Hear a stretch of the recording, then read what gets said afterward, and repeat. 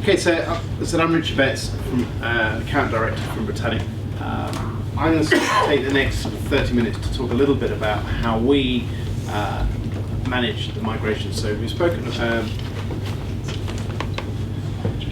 James was talking about the migration offers within Navarre, and I think that's it. Certainly the discussions I had at break time, that certainly seems something that is very topical at the moment, and is a great opportunity to take what you've got now and move it forward to a newer version, possibly look at where you locate it, maybe look at how you consume it commercially, and it gives you a real, as I say to my clients, it's a great opportunity because why? You have so many choices and options available. In fact, sometimes too many. So really what I'm going to talk about in this session is how we make really the road to a successful migration. How do we start from where we're at now and the journey we're going to go on. Some of the things that sort of recommend around this, it's giving you a great chance to really define your end strategic goal. Where do you see your communications infrastructure looking? Even stepping back from that, how has your business changed? How many of you had a phone system? When did you last put a phone system in? A year ago? 2 years? 3? 4? 5? 5, 6, 7, maybe longer years? How has your business changed and transformed in that time? Are you communicating the same way? Are your users communicating the same way? Back to those early slides I said. You've now got the opportunity to align your infrastructure to where the business is now, and more importantly, where it sees itself going. Oh, is that me? Yeah. Yeah. What we're also looking at is, with all these questions in mind, the key thing I'd say is a discovery session. The chance to step back, and I appreciate it, you're really, really busy. One of my clients, legal firm, he has 100 projects. I was talking to the IT director a couple of weeks ago. 100 projects they're scheduled to be working on. He's already accepted that that's not going to happen, right? The reality of him delivering, he's got a big team, delivering that is not going to happen. He's looking at around about 70% of those projects being fulfilled, concluded within that time frame he's working to. The opportunity of taking a step back and looking at how you're working is fundamentally critical to the success of the migration. We can help with this. I don't know if you've seen anyone on LinkedIn. You've seen the iceberg. Essentially, in your organisation, who truly knows what the problems are with communications and the issues in the business? Typically, it's the workers at the bottom of the organisation. They know where the problems are, where the pains are. As you gradually move up through the organisation stack to ultimately the senior management, the senior board, their view is the outside world. That's what they're focused on. The external views, internally looking how this machine, how your business is geared and working and mechanically aligned to delivering the business plan. The reality is the people who make the final decision probably don't really understand and know what the true issues and limiting factors are within the business. The chance with the discovery is you can step back, you can look at it, and we can work from the ground up in the organisation through the different layers of management tier to build a true understanding of what's needed. We can help with that. It's such a valuable exercise. From that, essentially, we embark upon a 6-stage migration plan. And the end goal doesn't necessarily have to be cloud. Yeah? It could still be on-prem. I'm not saying this is the way to go to the cloud. If we just step back from Britannic's perspective, the financial pressures back in 2008, the start of the global recession, incredibly tough times, forced a lot of consolidation, a lot of diversification in the marketplace, drove a huge amount of change. On the IT side, we spoke about the likes of the Apple devices being available, broadband becoming more accessible to everybody, people consuming technology in a different way, cloud making its appearance, and essentially, 2010, Britannic made a plan where we were going to do a full review and migration to cloud and managed services. We made a fundamental shift in our business. That was a key turning point for us. As a result of that, we've made a load of changes. We've invested in data center space. We've geared up our core network. We've built out our WAN infrastructure. We've become experts around the VMware piece. We've created essentially, with the help of our technical teams, essentially a world-leading solution, and this has enabled us to now onboard at least 25,000 cloud users across multiple platforms. Why did we feel cloud was important? And this is the reason I put this in here, is because I think it's a view of saying, well, is cloud for yourselves? Because you don't have to go to the cloud, you've got options. And I think, the number of key benefits, just, high availability. How many of you have your own data center environments? Yeah. Okay. Those of you that don't, where does the voice reside? In the rack, in the comms room? How many of you are multiple premises? Yeah. Business continuity plan. How does the voice fit in with your business continuity plan? Is it forward it to maybe maybe not even forward it, shut the contact center down possibly? How do you deal with emergencies? How do you fund it? How many of you have got huge capex budgets? You're not going to tell us, for the room of salespeople. But how many of you had huge capex budget available to invest in technology? Especially if all you're doing is upgrading a system to go from one version to another version. And even worse, the users may not see a change in traditional world because the phone's still the same on the desk. Behind the scenes it may be virtualized, fantastic, but actually what's the real benefit to the business? Cloud enables you to start leveraging in OpEx budgets, start looking at ways of finding funds. We work very closely and help create self-funding projects where we can take savings from one revenue stream and use that to help fund another one. How many of you are involved in mergers and acquisitions? Not directly, but your organisations. Is there a plan to grow through acquisition? Yeah. Okay, that's always a challenging time. Again, voice often one of the last things that's considered when bringing into the fold, but how important is it that those new users, those new clients are engaged in the organisation? So our view on cloud, private cloud, so our focus, we don't really mind where the cloud's located. So it could be in our cloud environment, i.e. in our data centres, it could be in your data centres, it could be a mixture of the two, it could be in third-party data centres. We don't mind, we can create the secure environment where what we're doing is we're lifting and shifting that core control and putting up in a data center environment, and we don't mind typically where that's located. The difference between a private and a public cloud, my analogy of a public cloud is a bus or the tube. Sometimes you can have, if you're going from A to B and it's going on the journey you want to go on, that's great, and sometimes you'll have a carriage to yourself and it's a perfectly pleasant way to travel and very cost effective. Other times, like the rush hour, it's simply very unpleasant and you have no control on that experience, and probably experience quite a bit of latency as you're waiting to get on the train, and certainly a huge amount of compression in the carriages. Private cloud, you've got a little bit more control, a bit more like the chauffeur-driven car. Yeah, it's a bit more of a controlled experience. You have the ability to steer the route you want to go, and actually you have choice. If you're not going to the end goal where the tube's going, you've got choice to go somewhere else. So that's kind of the simple way. But when we reference cloud, it's more sort of the private cloud. You've probably heard a lot about BT and the 21st Century Network. BT have now sort of drawn a line and said that ISDN at some point is now going to end. It's a while away. But the view of SIP. And SIP is one of the key enabling technologies for cloud. If you're looking at going to lift all your core infrastructure up into the cloud, you kind of need to do something with your lines. And if you're globally, that again typically presents other challenges. So where we're at, we're able to provide a global SIP infrastructure, so we can have local in-country breakout around the world, obviously as well as in the UK. So you've got a lot of choice with how you work on that. But for our site, connecting your calls in and out of the cloud is fundamentally important. It's got to be secure, PCI, which I touched on. It's got to be of a high standard and highly available.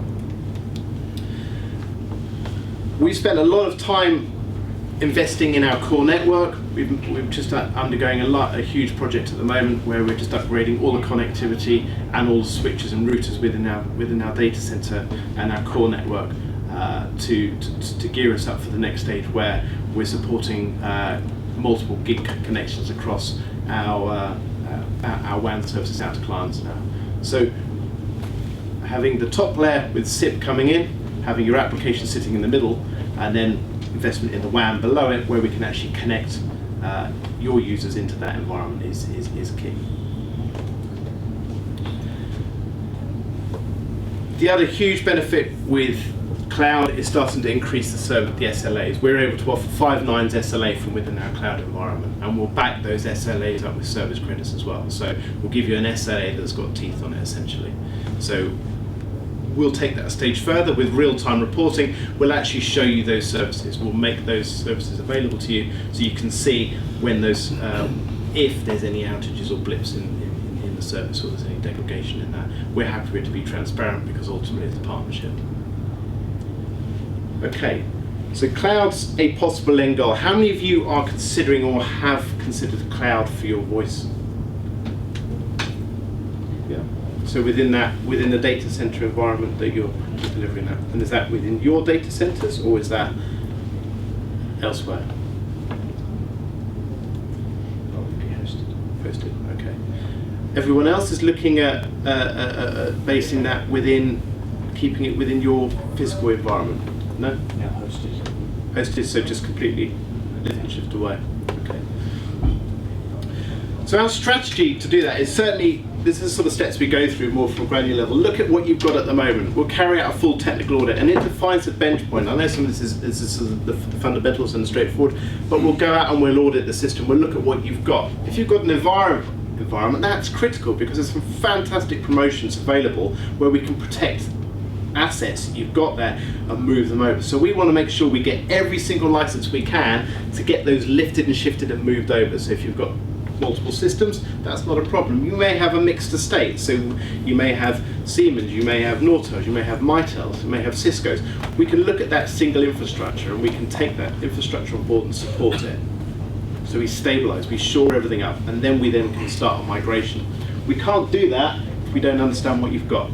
The next thing we do is look at your supply chain. Let's look at how your calls and lines. Let's look at your WAN connection. Let's look at your internet connections. Let's look at how your conferencing, the Meet Me conferencing. Let's go through and drill into all the detail. You don't need to do that. We've got an analyst in the office.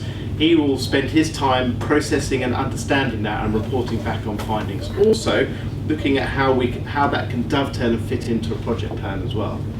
Why is that so important? Because that typically, if we can consolidate supply chain, not only does it make it easy for yourselves, it also frees up revenue because we're able to look at it as a whole and extend discounts across multiple revenue lines and then create an element of funding pool, essentially of savings that we can then use to help with the migration. We'll look at the strategic requirements, so do a discovery. Let's meet with the different user groups. I find one of the most informative times I have is sitting with users. Looking at how they're working, asking questions. I've heard one of my clients, they were saying the email was a massive issue for them. Massive issue. They had this inbox, it was horrendous, it was full. It was about 16,000 emails they were trying to process and deal with. It was crazy, it was chaos. The reality for it, they just paid for every time people to come in and deal with it at the weekend. Didn't fix the problem, needless to say the bucket filled back up again. And there were fundamental issues. That was, from the staff's perspective, they never felt they were getting on top of their work, so it's quite a negative environment to be in. They couldn't report on it because they didn't want to report on it. They couldn't really report on it because there's no easy way from an inbox. So working closely with that client became a real quick win, was just if we can measure our voicemails and actually route them to people like we do calls, that makes a fundamental difference to how they operate and dealt with quite a big business issue because actually they wanted to scale and deal more overseas, and out of hours they were dealing with a lot of revenue inquiries from overseas that was via email. So it tapped into building that line as well. So sitting and understanding is really, really important. And then what we'll do is we'll construct and agree a plan, and that plan is linked to the commercial element to it, but we'll actually engage a project manager at that point. The project manager will help work out the milestones linked to the project to get to that end goal we've defined. This doesn't have to be a quick process. Yeah, it could be a phased migration over a number of years. It's building the stepping stones on how we move through that. So there may be a high level plan that we're working to, and then below each one there's a detailed Gantt chart, a project plan that sits and supports that migration, underpinned by budgets and financial projections against that to support that. Then to help roll it out, let's look at doing a proof of concept. Let's maybe look at doing a roadshow. So one of my clients, we put together a roadshow, a few laptops, handsets, demonstrating UC, integration into Skype for Business. We let the project team take that round their user population. Let them show it, show how easy the technology was. So we can look at doing that. And then at that point, essentially build a business case into the board. That end goal that I keep referencing, with Britannic and with Avaya, you've got a huge amount of choice. Because the key fundamental element to consider is how you're going to pay for it. Yeah, we can put it in the cloud and you're going to use that, but how are your users going to consume it? Where does the budget sit? Is it in individual departments? Is it across IT? Does it have to be cost centered out? So essentially what we're looking at doing here with our model, we've got a number of different choices. One, we take what you've got and we essentially take the core control and put it up into a data center. At that point, lowest total cost of ownership, everything's protected. As part of that process, you can do the migration elements. You may not want to keep, will be maybe the physical controllers, the physical IP 500s. You may want to keep them on site for a trunking gateway, but we can protect a huge amount of that investment.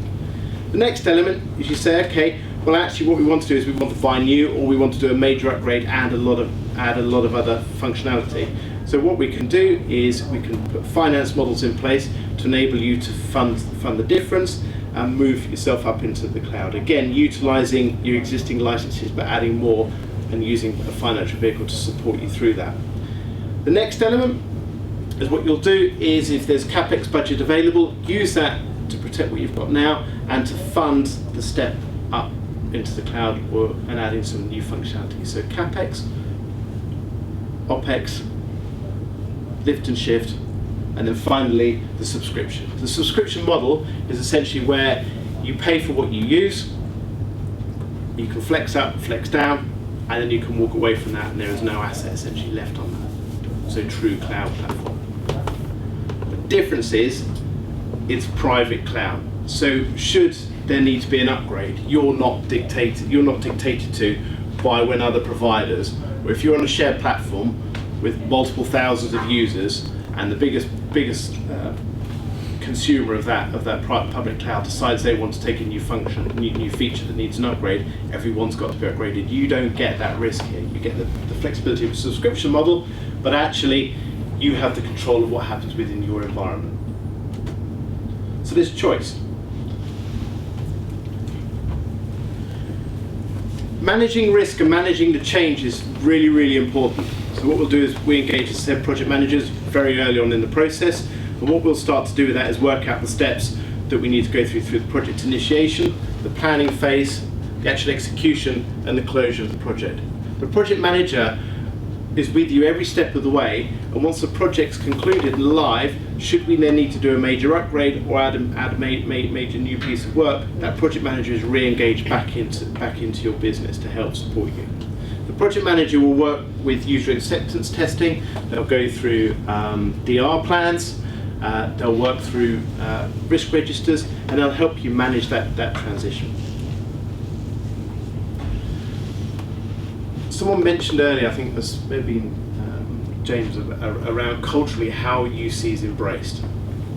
What we've put together, we've got a TV website. I don't know if any of the Britannic customers have been onto the TV website. So what we've got there is a load of little videos about different things, like how do I access my voicemail, how do I set a speed dial, all those really little quirky things that actually, you know, how do I turn my soft phone on, how do I do these little features. We'll make those available to you. Why not get those videos and put them on your intranet? Why not have them as part of your staff induction process? Yeah, we make it easy. So that's really useful media to use to support you on that. One other element I would say is I see training being clipped in the budgets.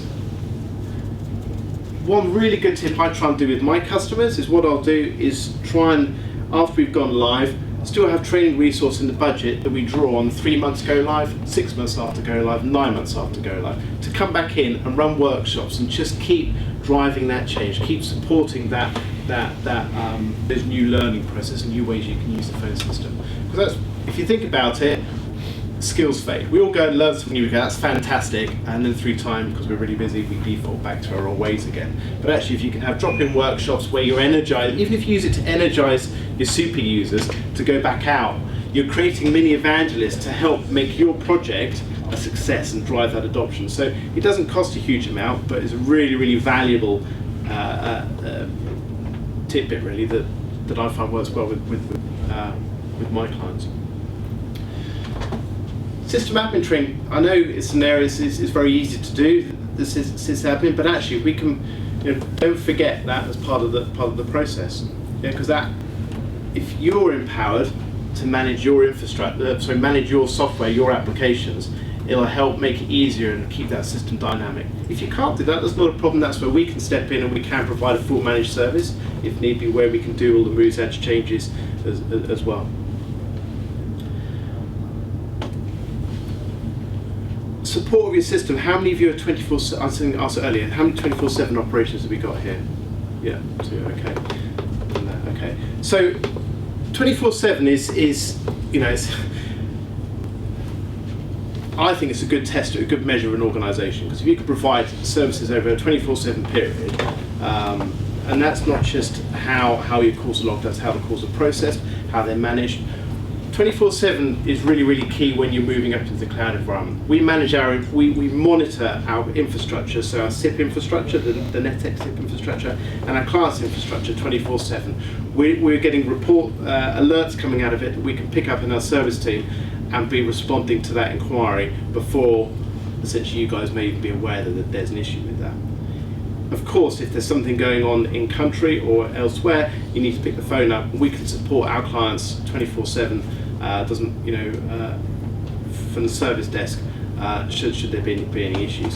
But in addition to that, also we provide a custom zone, C-zone. Any of our customers use that? C-zone portal? No? Okay, it's quite good. It's a window on our website. Is it positive? Yeah. Yeah. So it's a window onto you can log tickets, you can review tickets, you can update tickets, you can search your tickets. So actually there's sort of no hiding of where your ticket is in the life cycle of a Britannic support call, because you can see it online if you wished. Okay. Change management, as I touched on previously on the training discussion, managing change through the organisation when you're onboarding a new system or you're migrating and you're introducing UC, introducing maybe multimedia into a contact centre is really, really important. And please, it's not just that initial hit of the change, right, we've got the new system. It's now going back at a 3-month interval and looking at it. It's now going back at 6 months and looking at it. I've got a client of mine, USwitch, so what we're doing, they've been live on our platform for a year. I'm going back in and I'm doing a discovery session with them. Why? Because actually they've got the technology, they're using the technology, but their business may well have changed, their business processes may well have changed. I want to make sure that the client's processes and the infrastructure are aligned and working together, because you know what, you're making investments, especially with the Avaya, you've got a huge plethora of features and functions available. That's where our partnership, working with Avaya, are able to work out what's best to help keep you aligned to it. And I'd imagine a lot of your businesses are seeing periods of change going on. Yeah? And it's what we don't want to do, we're keen to avoid, is if you ended up now where the business moves over here because your 5 to 10-year-old phone system is still doing its job over here, but actually the two are far apart. We want to help keep them aligned, just keep tweaking them. And that's part of the account management process as well. So I just want to touch on the monitoring. It's really, really important that you, if you're using our cloud services, that you understand what's going on with your services. Even though we're managing them, we want you to have visibility of them. If you wish, you don't have to, we could force you, but it's, we want it to be open. By proactively monitoring our services, and that's we've taken PRTG. Anyone use PRTG? No. So we've taken that and we've written software probes right into the underlying elements, down to how different processes are performing, CPU levels, etc. And we can report back on that as an early warning. So it's essentially a bit like going to hospital and having your pulse checked and your blood pressure done, and just relaying that information. It's just those key observations. And the billing. How many of you do cost center billing? How many of you need to split your bills up per cost center? Yeah. Okay. So this If you don't, that's not a problem. We've got our own billing platform. If you do, then we've actually got control on how those bills are processed and how those costs are assigned. One of my clients, Learning Tree, we save their accounts team a day a month by having a conversation with our billing manager and their accounts team. We've aligned the invoices to match up for their cost centre. We save them a day a month on processing their bills. And that's just a few sites. So it's just having that discussion. So don't underestimate the importance of aligning the billing. Okay, fantastic. So just a few success stories that I wanted to share with you. So Baker Tilly is now RSM. They've got a significant number of staff running on an Avaya platform. Baker Tilly went through quite a large acquisition, and we had to bring in a new practice very, very quickly. And one of the key things that's been identified there was the speed and ease of deployment. That was one of the key benefits of the Avaya platform. So we're working very closely with our engineers and built out UK-wide Avaya infrastructure, and that enables easy and quick deployment of user services across the business.